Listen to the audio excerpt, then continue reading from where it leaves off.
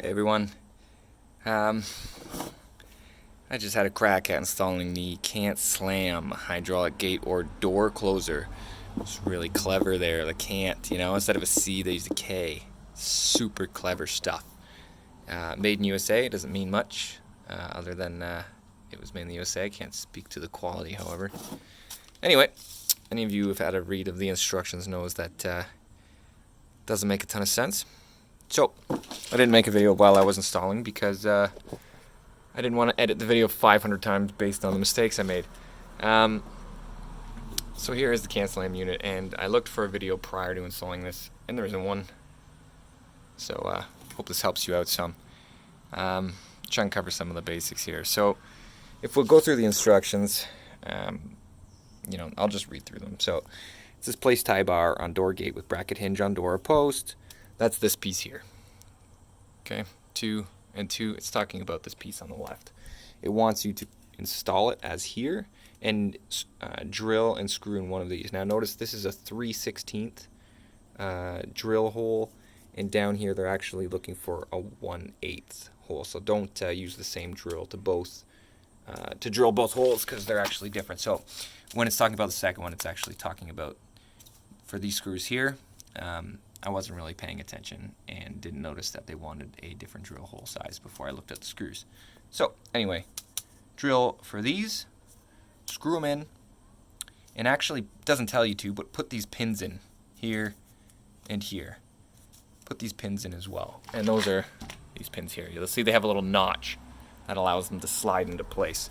So pop those in as well. It's next to keeps the instructions make a little more sense, realizing that you actually want these pins in here. So you should have this attached with just one screw pretty tight up against there. I highly recommend using a drill and an impact wrench or something to get them in there, just to save yourself some energy. So get that in. You're going to have this basically without this giant piece here. You're just going to have the 4 and this bar here running out. And you're going to trace in here with a pencil. It's going to sit closer, put it up flush against your gate. You're going to trace it if you can.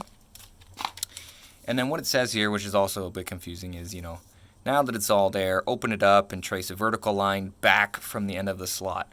Well, it would have been nice if they told us what the end of the slot was, because there's obviously two sides with no reference to what the end is.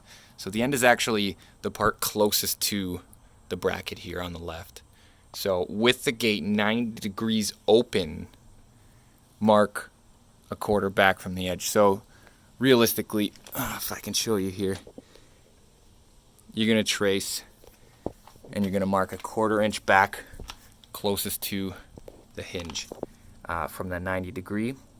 And you'll just see from my example here that, let's see if I can even give you an example. So from the gap to where I actually screwed is about 1.5 inches. Oops. There. So from here to where the screw actually goes, there's a reference point just to maybe help you. Alright. So then once that was in, put the cotter pin in, put these 2 screws in, put this guy on, and your bar will sit on because you have your pins in. So it'll sit in. I thought it was kind of strange because it was loose. It's kind of just sitting in there. But it ends up going alright. And then your cotter pin, you can bend it so it stays in there. So then once that's done, you can put this on. And you literally just take out your pin here, slide it in, take out your pin, slide it in. So you're going to slide in your pin, slide in your pin. Alright?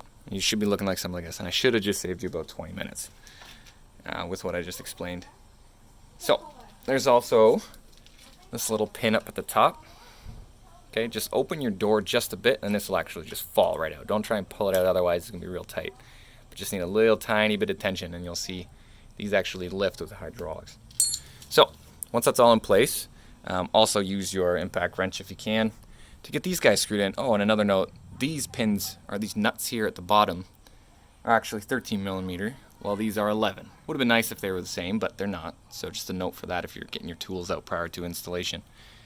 I actually had to pinch this with some pliers here. I actually pinched this a little bit tighter so I could get that nut on there. So don't be afraid once you start tightening them, you're going to want to get them in nice and tight so they're not loose. Also to keep your nuts in place as well. So, now that you've got everything installed and you've got your pin out here, I'll show you what it's like. You're going to open, it's got nice stiffness to it. And you can change the tension by twisting the cylinder. But there you go. Not too shabby, actually. Not too shabby at all. A little closer here. Open it up. You see the hydraulics working there. And she shuts her down for you.